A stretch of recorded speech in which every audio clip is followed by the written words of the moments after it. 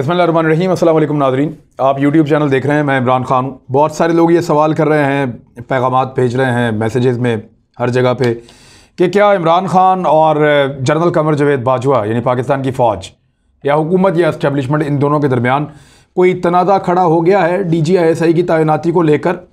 बड़ा साफ साफ सवाल है, हर आदमी ये पूछना चाहता है और लोगों को ये लगता है कि शायद फ़ौज और इमरान खान के दरमियान ताल्लुकात इंतहाई निचली सतह पर पहुंचकर ख़राब हो गए हैं और अब किसी भी वक्त कोई तसादुम हो सकता है। देखिए, इख्तलाफ हर जगह पे होता है और इख्तलाफ तो होना चाहिए, लेकिन इख्तलाफ बढ़ जाए और रास्ता ना निकाला जाए या डिस्कशन ना की जाए तो फिर तनाज़ा हो जाता है, फिर टकराव होता है और फिर उसके नताइज भी होते हैं, ये सामने भी आ जाते हैं। पॉलिटिकल पार्टीज़ के अक्सर इस्टेब्लिशमेंट के साथ इस किस्म की चीज़ें पाकिस्तान के अंदर होती रहती हैं। इमरान खान साहब ने बड़ी कामयाबी से 3 साल इस्टेब्लिशमेंट के साथ अच्छे ताल्लुकात रखे हैं। अब हुआ क्या, DGISI तैनात किया गया, जो फ़ौज की जानिब से फ़ाइनल हुआ, नदीम अंजुम साहब का नाम हुआ, lieutenant general Nadeem Anjum DGISI। लेकिन इमरान खान साहब ने समरी को फ़ाइनल करने के लिए एक दस्तखत करने हैं, वो बहुत डिले का शिकार हो गए। ये ताख़ीर जो है वो नॉर्मली इतनी होती नहीं है जितने दिन इसको गुजर गए हैं। यानी ये 1-2 दिन का काम होता है, लेकिन इसको कई दिन गुजर गए और अभी तक ये सिग्नेचर नहीं हुए।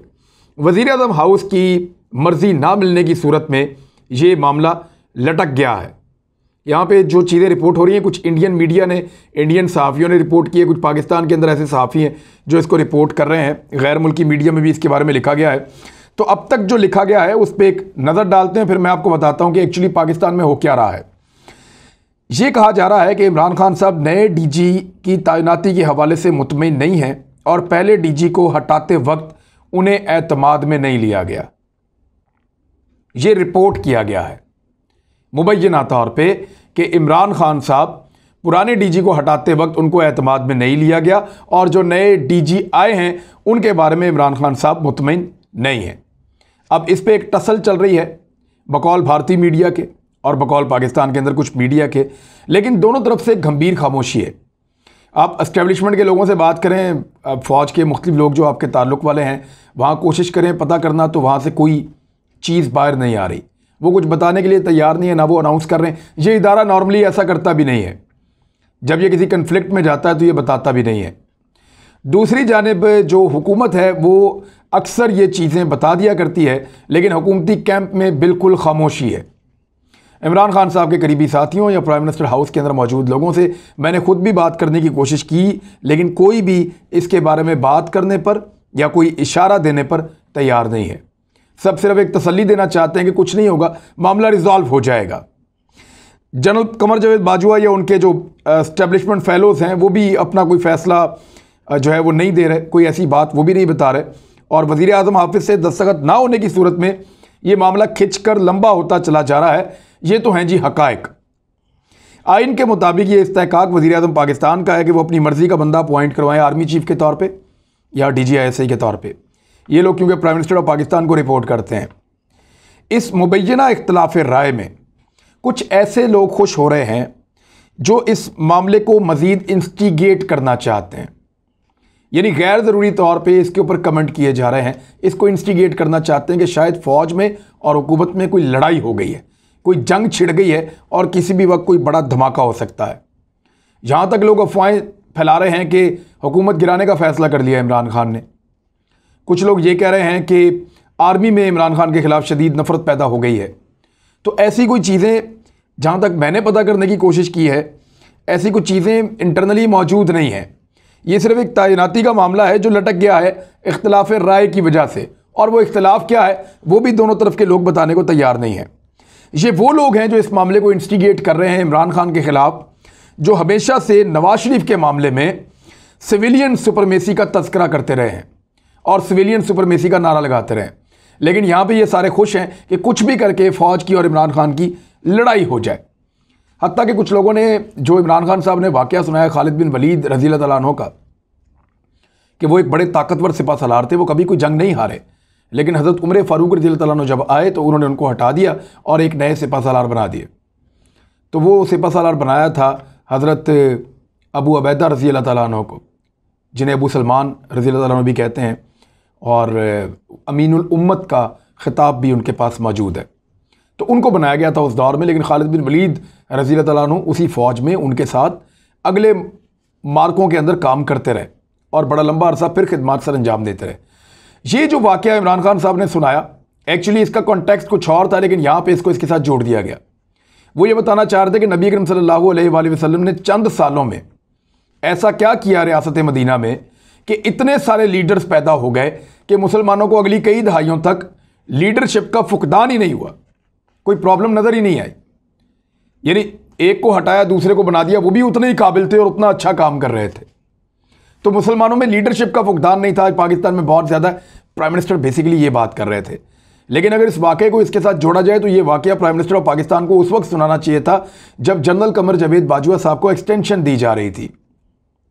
वजह यह है कि हज़रत उमर फ़ारूक रज़ियल्लाहु अन्हु से मंसूब एक कुछ कॉल ये भी है कि वो ये नहीं चाहते थे कि लोग ये समझें कि फ़तह खालिद बिन वलीद की वजह से मिल रही है रज़ी अल्लाह तआला अन्हु। फ़तह तो अल्लाह ताला दे रहा है। फ़तह का ताल्लुक़ अल्लाह रब्बुल इज़्ज़त के मदद के साथ है, अल्लाह रब्बुल इज़्ज़त की रहमत के साथ है, उसके फ़ज़ल के साथ है फ़तह का ताल्लुक़। फ़तह अल्लाह ताला देता है, कोई जर्नैल या कोई सियासतदान या कोई बड़ा आदमी या कोई खलीफा वो नहीं देता, ये अल्लाह ताला की जानिब से होता है। तो हज़रत उमर फ़ारूक ये भी साबित करना चाहते थे कि खालिद बिन वलीद रज़ी अल्लाह तआला अन्हु फ़तह की वजह नहीं है, फ़तह की वजह अल्लाह की नुसरत है, अल्लाह की मदद है जो मुसलमानों के साथ है। तो ये बात अगर इमरान खान साहब ने करनी थी तो तब करते जब जनरल बाजवा को एक्सटेंशन दी जा रही थी, ये कहते हुए कि वो नागुज़ीर हो चुके हैं। देखिए, एक्सटेंशन से कई लोगों का हक भी मारा जाता है, कुछ थोड़ा सा लोग डीमोरल भी हो जाते हैं और इदारे कमज़ोर होते हैं एक्सटेंशन से, ये तो सब मानेंगे। लेकिन ये बात अगर करनी होती तो इमरान खान साहब उस वक्त करते, लेकिन उस वक्त उन्होंने नहीं की। तो ये उन्होंने किसी और कॉन्टेक्स्ट में बात की थी। प्राइम मिनिस्टर ऑफ पाकिस्तान ने उन्होंने ये बात ऐसे की थी कि लीडरशिप का फुकदान नहीं था उस दौर में। अब मेरे ख्याल में इस वक्त जीत किसकी होगी, क्या प्राइम मिनिस्टर की या मिलिट्री इस्टेब्लिशमेंट की? अगर तो कोई इख्तलाफ है तो मेरे ख्याल में जो अपना मौक़िफ़ छोड़ देगा वो जीत जाएगा, क्योंकि यहाँ पे इखलाकी बरतरी होनी है। अगर इमरान खान साहब फ़र्ज़ करें वो ये कहते हैं कि नदीम अंजुम साहब को इस वक्त DGISI ना बनाया जाए, किसी और को बनाया जाए, तो जो कोई और बनेगा वो कोई शहजाद अकबर तो नहीं बन जाएगा, या जो कोई और बनेगा वो कोई शहबाज गिल को तो नहीं बना देंगे। वो पाक फ़ौज के अंदर से कोई ऑफिसर होगा लेफ्टिनेंट जनरल के रैंक का, और वो जो ऑफिसर होगा वो पाक फ़ौज की हायरार्की में काम करेगा और उसकी हमदर्दियाँ और उसकी चीज़ें जितनी भी हैं वो पाक फ़ौज या मिलिट्री इस्टेब्लिशमेंट के साथ जाकर जुड़ेगी। तो इमरान खान साहब को इस मामले के अंदर देखिए, ये उनका इस्तेहकाक तो है, लेकिन इसमें जो अपने मौक़िफ़ को छोड़ देगा, अगर तो ये कोई ज़िद है तो अव्वल तो ये कंफर्म नहीं है क्योंकि दोनों लोग कोई क्लेम नहीं कर रहे। अगर तो कोई इख्तलाफ है तो जो भी दोनों में से एक कदम पीछे हट जाएगा वो इस मामले में जीत जाएगा। ये मेरी ओपिनियन है और मुझे ऐसा लगता है कि वही जीतेगा, क्योंकि दूसरा जो है वो इखलाकी दबाव में आ जाएगा और जो जिस किस्म के खदशात हैं वो होंगे नहीं। यानी PTI के कुछ लोग अब सोशल मीडिया पे ये कहना शुरू हो गए हैं, जो उनका आम वर्कर है, कि क्या वो सवाल उठा रहे हैं कि क्या इमरान खान साहब इसलिए डिले कर रहे हैं कि उनको शक है कि NRO देने का वक्त हुआ जाता है? क्या वो इसलिए डिले कर रहे हैं कि उनको ये लगता है कि हालात दोबारा उस तरफ जा रहे हैं कि जो एस्टेब्लिशमेंट की सबसे लाडली पॉलिटिकल पार्टी है PMLN, उन लाडलों को दोबारा लाने के लिए तैयारी होना शुरू हो गई है? यानी अब इस किस्म की स्पेकुलेशंस, इस किस्म की अफवाहें सोशल मीडिया पर नज़र आना शुरू हो गई हैं और पाकिस्तान तहरीक इंसाफ का वो वर्कर जो लगातार पाक फ़ौज की तारीफ़ कर रहा था, उनके साथ जुड़ा हुआ था, वो ज़रा थोड़ा सा खिंचा हुआ नज़र आया है आज के दिन में ख़ास तौर पर। मेरे ख्याल में इस मामले को एमिकेबली रिजॉल्व होना चाहिए। और जब मैं आपसे बात कर रहा हूं तो मैंने ये रात के वक्त वीडियो रिकॉर्ड की है। आज रात को कुछ इंपॉर्टेंट डिस्कशन भी हो रही है मेरी इत्तला के मुताबिक। बहुत मुमकिन है कि सुबह तक जब ये आप वीडियो देख रहे हो तो ये मामला रिजॉल्व हो गया हो। इसमें से जो कुछ ढूंढना चाह रहे हैं अपोजिशन के लोग, या वज़ीर आज़म इमरान खान के या जनरल कमर जावेद बाजवा के मुखालिफिन, उनको वो मिलने वाला नहीं है। मुझे नहीं लगता कि इस एक तैनाती को लेकर ये दोनों इस नहज तक पहुँच जाएंगे कि एक लंबे ताल्लुक़ को और एक अच्छे रिलेशन को और बहुत सारी अचीवमेंट है जो इन दोनों ने मिलकर हासिल की हैं, उन सब को ज़ाया कर देगी पाकिस्तान की एस्टेब्लिशमेंट और पाकिस्तान की हुकूमत। ऐसा होता हुआ नज़र नहीं आ रहा। लगता यह है कि ये मामला थोड़ा सा तूल ज़रूर पकड़ गया है, लेकिन ये लोग बैठकर इसको रिजॉल्व कर लेंगे और आइंदा कोई इस किस्म का इशू नहीं होगा। अब आ जाए एक और बड़ी खबर है, बल्कि 2-3 बड़ी खबरें हैं, मैं अब तक पहुँचा देता हूँ। एक तो ये है कि पीएमएलएन और पीपल्स पार्टी दोनों के रिकॉर्ड, जो उनके अकाउंट्स के रिकॉर्ड हैं, वो पाकिस्तान तहरीक इंसाफ के फ़ारूक हबीब के हाथ में लग गए हैं। देखिए, ये बात याद रखिएगा कि पाकिस्तान तहरीक इंसाफ का फॉरेन फंडिंग का केस है और वो इतना मजबूत केस है कि पीटीआई को मुसीबत पड़ सकती है। लेकिन पाकिस्तान तहरीक इंसाफ एक छोटी पार्टी, एक नई पार्टी है और इमरान खान साहब ने अपने फंड्स को बहुत बेहतर तरीके से मैनेज किया था, जबकि पीएमएलएन और पीपल्स पार्टी बड़ी पार्टीज़ हैं और पुरानी पार्टीज़ हैं और वो अपने फंड्स को उस कॉन्फिडेंस के साथ या उस एहतियात के साथ मैनेज नहीं करते रहे। मेरी इंफॉर्मेशन के मुताबिक ये फंड्स गलत तरीक़ों से इस्तेमाल भी होते रहे हैं।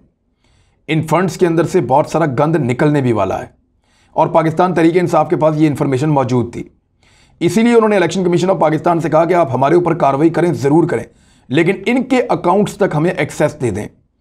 अब ये एक्सेस दी गई है कि फ़ारूक हबीब साहब 8 दिन तक इन तमाम दस्तावेज़ात का जायज़ा ले सकते हैं और उसके लिए वो एक टीम लेकर आएंगे और 5 दिन के अंदर अंदर उस टीम के नाम देंगे। यानी इस हफ्ते में वो टीम के नाम देंगे, ये मेरे बंदे, ये जायज़ा लेंगे इस सारे मवाद का, और फिर अगले 8 दिन तक उस मवाद का जायज़ा लेने के लिए फ़ारूक हबीब की टीम वहाँ पे जाएगी। पीएमएलएन और पीपल्स पार्टी, ये दोनों के लिए बहुत दिक्कत वाला और बहुत मुश्किल मामला है। ऐसे इनके अपने अकाउंटों के अंदर इतनी 2 नंबरी निकली है, यानी कोई कहीं से आ रहा है, कोई कहीं से जा रहा है, कोई किसके आ रहे हैं, कोई कहीं से पैसे आ रहे हैं और ये आज तक जवाब नहीं दे पा रहे, ना जरदारी साहब ना शरीफ खानदान। तो जो पार्टीज़ के अकाउंट है उनके साथ क्या हुआ होगा आप अंदाज़ा कर सकते हैं। लेट्स सी आने वाले दिनों में उसमें से क्या निकलती है। एक और बड़ी खबर यह है कि चाइना ने इंडिया को दोबारा फेंटी लगाई है, यानी चाइना ने इंडिया को मारा, वो खबर मैं आपको भी देता हूँ। लेकिन इसके साथ साथ एक और ख़बर भी है, वो ये है कि कश्मीर में कश्मीरी मुजाहिदीन ने भारत के ऊपर हमला किया है और भारतीय फ़ौज के ऊपर बड़ा घातक हमला हुआ है। मकबूजा कश्मीर में साथियों की बाजियाबी के लिए भारतीय फ़ौज की टीम पर मुसल्लह अफराद ने हमला कर दिया, जिसके नतीजे में 5 एहलकार उनके मारे गए। भारतीय फ़ौज का ये एक भारी नुकसान है जो एक साथ हुआ है। 5 उनके एहलकार फ़ौजियों के मारे गए हैं और ये पुंछ सेक्टर में हुआ है, जहां काबिज भारतीय फ़ौज ने अपने साथियों की बाजियाबी के लिए दाखिली और खारजी रास्तों को बंद करके सर्च ऑपरेशन किया और घर घर तलाशी ली। इस दौरान मुसल्लह अफराद ने काबिज भारतीय फ़ौजियों की टीम पर हमला कर दिया। खैर मुतवक्का और अचानक किए गए इस हमले से भारतीय फ़ौजी बुखलाहट का शिकार होकर भाग खड़े हुए। हमले में 5 भारतीय फ़ौजी बहुत शदीद ज़ख्मी हो गए, उनको अस्पताल मुंतकिल किया गया, लेकिन 5 के 5 दम तोड़ गए। हलाक होने वाले एहलकारों की लाशों को ज़रूरी कार्रवाई के बाद उनके आबाई इलाकों में रवाना कर दिया गया है। अब यह बड़ी तशवीश की बात है भारत के लिए। भारत ने गुज़िश्ता चंद दिनों से बड़ी खौफनाक सूरत हाल पैदा कर रखी है। इस पर पाकिस्तान की हुकूमत ने मोदी सरकार को ललकारा भी है। पाकिस्तान ने मकबूजा कश्मीर और जम्मू कश्मीर में भारतीय फोर्सेज की जानिब से 1400 से ज़ायद कश्मीरियों की गिरफ्तारी के इक़दाम की मजम्मत की है और ये गिरफ्तारियां आजकल के दिनों में हो रही हैं, लगातार हो रही हैं। कश्मीर की तारीख में अब तक का सबसे बड़ा क्रैकडाउन इस वक्त वहां पे किया जा रहा है। 1400 से ज़ायद कश्मीरियों को बेबुनियाद इल्ज़ामात के ऊपर गिरफ्तार कर लिया गया है और इस सूरत हाल में मुजाहिदीन ने रिटेलिएट किया है और 5 भारतीय फौजी मार दिए हैं। दूसरी जानिब चीन के हाथों भारतीय फौज की एक मरतबा फिर पिटाई हुई है। इंडियन एक्सप्रेस के मुताबिक हिंदुस्तान और चीन के दरमियान कोर कमांडर सतह के मुज़ाकरात पहले जो हिंदुस्तान और चीन की सरहद के मशरकी सेक्टर में हिंदुस्तानी और चीनी फौजियों के दरमियान एक बार फिर लड़ाई हुई है। यानी इससे पहले के मुज़ाकरात होते वो दोबारा लड़ पड़े हैं और वो लड़ाई जो है वो तूल पकड़ गई है। ये वाक़या तवांग सेक्टर में पेश आया। इंडियन दिफाई एस्टेब्लिशमेंट के ज़राए ने बताया है कि चीनी काफ़ी ताकत के साथ उस सिमत आए थे और उन्होंने एक भारतीय गश्ती यूनिट को तशद्दुद का निशाना बनाया है। ताहम इस हालात को अब तक कंट्रोल कर दिया गया है, लेकिन भारतीय फौजी शदीद ज़ख्मी हुए हैं। इंडियन ज़राए के मुताबिक दोनों फरीक अपनी सरहद की तरफ से गश्त की सरगर्मियां करते रहते हैं और भारतीय फ़ौज इसी काम के लिए वहाँ पे गई थी। चाइना बहुत बड़ी ताकत लेकर वहाँ पे आया, उन्होंने इनको कंट्रोल किया और कंट्रोल करने के बाद इनको फेंटी लगाई और फेंटी लगाने के बाद जब बाकी भारतीय आए तो उनके हवाले वापस कर दिया गया। तो इंडियंस को एक मरतबा फिर बहुत बुरी तरह मार पड़ी है तवांग सेक्टर के इलाके में। एक्चुअली ये हो क्यों रहा है? चाइनीज़ जो है उन्होंने इंडिया की बहुत सारी जगह के ऊपर एक्सेस रोक दी है, उनको आगे बढ़ने नहीं देते। ये सारे के सारे दिफाई नुक्ता नज़र से इंडिया के बड़े इंपॉर्टेंट इलाके हैं, चाहे वो पाकिस्तान के खिलाफ हों चाहे वो चाइना के खिलाफ हों। मिसाल के तौर पे चीनी फ़ौज हिंदुस्तानी फ़ौजियों को दिप्सांग मैदानी इलाकों में PP-10, 11, 12 और PP-13 तक रसाई से रोक रहे हैं, जो कि शुमाल में कराक्रम पास के करीब हिंदुस्तान के स्ट्रेटेजिक मकाम का हिस्सा है। सबसे अहम दौलत बेग पुराने अड्डे के करीब है। मैंने आपको बताया था ना, दौलत बेग ओल्डी एक पुरानी एक रोड है और वो बहुत कीमती रोड है इनकी इंडियंस की, जो एक्सेस देती है सियाचिन तक। वहाँ पे चाइना उनको नहीं आगे जाने देता। चीनी शहरियों ने डैम चौक के इलाके में LAC के हिंदुस्तान की जानिब खेमे भी लगाए हुए हैं। फौजी नहीं, उनके शहरी भी आ गए हैं चाइनीज़ के यहाँ पे, वो उनको ला के उनके कैंप लगा लिए। वो आहिस्ता आहिस्ता इलाकों के ऊपर कब्जा करते चले जा रहे हैं। दूसरी एक बड़ी तकलीफ भारत को पहुंची है, बहुत शदीद। चाइना ने जो गालवान वैली में इनको फैंटी लगाई थी पिछले साल 2020 में, और उसमें उनके 20 फौजी मार दिए थे, बेशुमार पकड़ के ले गए थे, ज़ख्मी किया था, फौजी तितर बितर हो रहे थे। तो उस पर भारतीय फ़ौज के जो अफसरान हैं और फौजी जो ज़ख्मी हुए थे, जिनको चाइनीज़ बकरियों की तरह हाँकते हुए ले जा रहे थे और उनको जलील कर रहे थे, उनकी फुटेज चाइना के सोशल मीडिया ने जारी कर दी है। और इन तस्वीर में जो भारतीय फ़ौजी हैं उनको जानवरों की तरह दिखाया जा रहा है। उनके मुंह पर स्याह और नीले रंग के निशान हैं, यानी ये उनको वो खुन्ने से के जाते हैं जिसको कहते हैं। उनको बेचारों के रोबड़े पड़े हुए हैं मुंह के ऊपर, काले रंग के, नीले रंग के, उनको नील पड़े हुए हैं, उनको बड़ी मार पड़ी हुई है। वो लाइनों में चलते हुए नज़र आ रहे हैं, जबकि चीनी फ़ौजी पास ही उनके खड़े हैं। ये तस्वीर इब्तदाई तौर पर चीनी सोशल मीडिया पर सामने आई, जिसमें दिखाया गया कि किस तरह हिंदुस्तानी फ़ौजी 2020 में होने वाली झड़पों के दौरान पीछे हट गए थे। तस्वीर में यह भी दिखाया गया है कि ज़ख्मी भारतीय फ़ौजियों को चीनी फ़ौज ने पकड़ रखा है। ज़राए के मुताबिक ये भारतीय फ़ौजी 16 बहादुर रेजिमेंट से ताल्लुक़ रखते हैं, जो अपने कमांडिंग ऑफिसर को चीनी PLA के रहमो करम पर छोड़कर भाग गए थे। और ये तस्वीरें अब चाइना ने जारी कर दी हैं, जिस पे भारत के अंदर बड़ा इश्तिहाल है, बड़ा गुस्सा है कि जी पहले आपने मारा है, अब आप 1 साल के बाद हमें जलील भी कर रहे हैं। ये सिचुएशन है जी चाइना की और इंडिया की। ये मैंने आपको बता दिया, कुछ और ख़बरें हैं लेकिन अगले वीलॉग्स में आपको बताऊंगा। अब तक के लिए इतने, अपना ख्याल रखिएगा, अपने इस चैनल का भी। अल्लाह हाफ़िज़।